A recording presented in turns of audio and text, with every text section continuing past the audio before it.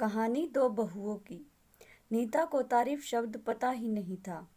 घर के सारे काम वह एकदम सही सही करती थी। खाना बहुत स्वादिष्ट बनाती थी, लेकिन फिर भी आज का खाना अच्छा था बहू, ऐसा उसकी सास कभी भी बोलती नहीं थी। और पति भी कभी उसकी प्रशंसा नहीं करता था। उसका बनाया हुआ खाना चुपचाप खाकर उठकर दोनों पति और सास चले जाते थे। उसने खाना खाया या नहीं इसका उन दोनों को फर्क नहीं पड़ता था। सास को वह पसंद नहीं थी। उसके हाथों से जरा सी भूल हो गई तो सास तुरंत गुस्सा करती थी। उससे भी बुरी बात यह थी कि उसके पति और उसके बीच बातचीत ज़्यादा नहीं होती थी और उन्होंने ये चुप्पी बनाए रखी थी। वह उस पर ध्यान नहीं देता था।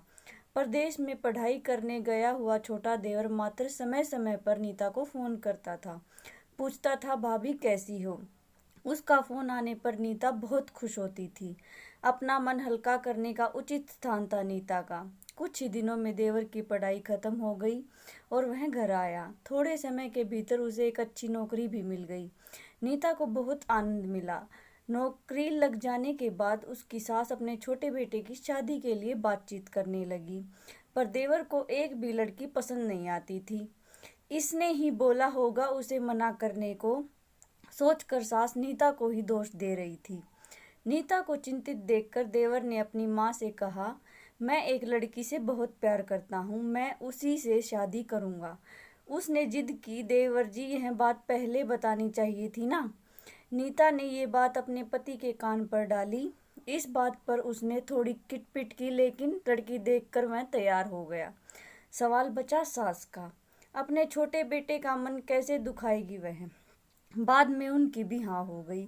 नीता को बहुत खुशी हुई। उसे लगा एक अच्छी सहेली आ जाएगी अब साथ देने के लिए, दिल के राज बताने के लिए। पर कैसी होगी छोटी देवरानी, रस बस जाएगी हमारे साथ और इस घर में, या वह एक अलग दुनिया बसाने पर जोर देगी देवर जी को।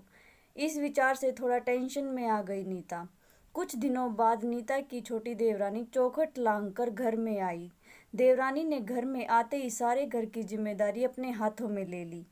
अब सास ने अपनी छोटी बहू की ज्यादा ही तारीफ करना शुरू कर दिया। उसे माँ जैसा प्यार करने लगी।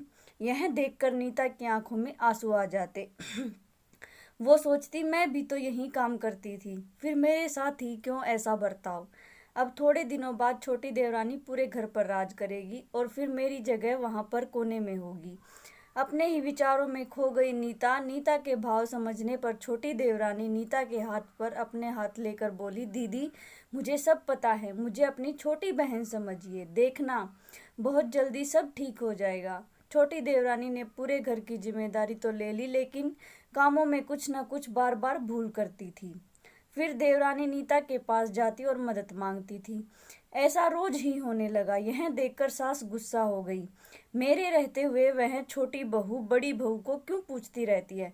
फिर सास भी रसोई घर में आकर चार काम शुरू करने लगी। धीरे धीरे वह छोटी बहू के साथ साथ अनजाने में बड़ी बहू से भी प्यार से बर्ताव करने लगी, प्यार से बोलने लगी, नए पदार्थ दोनों को सिखाने लगी, भूल समझकर समझाने लगी। अब सास और दोनों बहुओं में अच्छी दोस्ती होने लगी। इस वजह से बड़ी बहू का स्वभाव भी अच्छा होने लगा। उसके स्वभाव में खुलापन आ गया। सास भी दोनों के साथ कभी शॉपिंग तो कभी फिल्म देखने जाने लगी।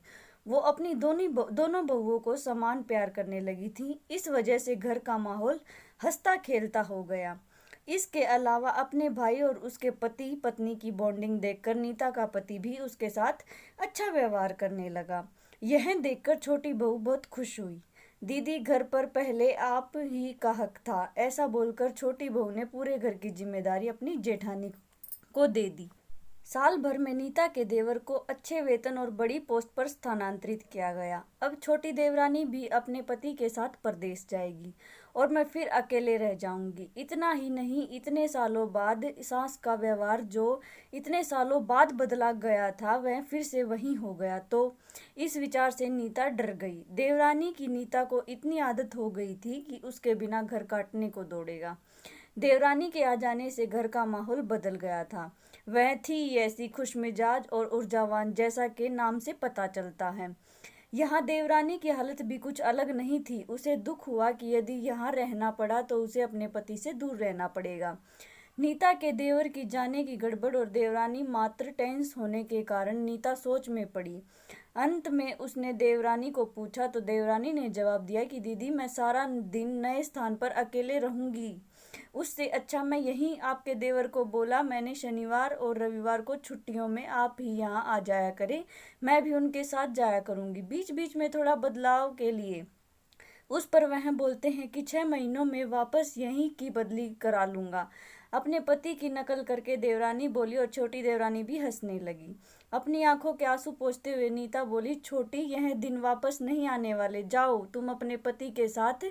उनके साथ भी तो कोई होना चाहिए ना दीदी, आपने मुझे बड़ी बहन का वैसे ही भैया के रूप में एक बड़ा भाई मिला। यह भरा हुआ संसार छोड़कर मैं कैसे जाऊं, वहां अकेली का मन नहीं लगेगा। 6 महीने का तो सवाल है, वह आते रहेंगे यहाँ पर।